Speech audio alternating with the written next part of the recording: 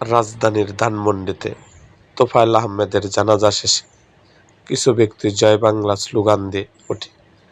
এ সময় হট্টগোল তৈরি হলে পুলিশ সেখান থেকে 7 জনকে আটক করে।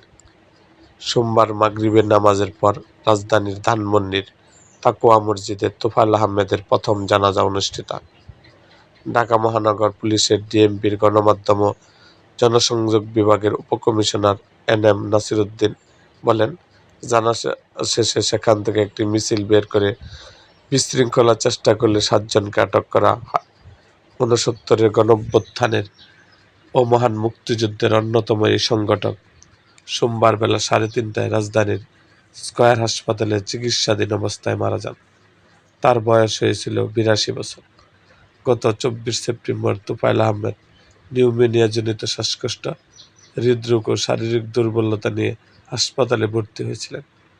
পরিবারের সদস্য ঘনিষ্ঠজনেরা জানান, দীর্ঘদিন ধরে বার্ধক্যজনিত নানা জটিলতায় ভুগছিলেন তোফায়েল আহমেদ। তিনি এক মেয়ে সহ অসংখ্য সুবান্ধরে রেখে গেছেন। এরকম আরও ভিডিও পেতে এবং রাজনৈতিক অঙ্গনের নানা ঘটনা ও ইতিহাস জানতে আমাদের মুক্তাগাছার ইতিহাস মিডিয়া ইউটিউব চ্যানেলটিকে সাবস্ক্রাইব করুন এবং পাশে থাকা বেল আইকনটি বাজিয়ে দিন।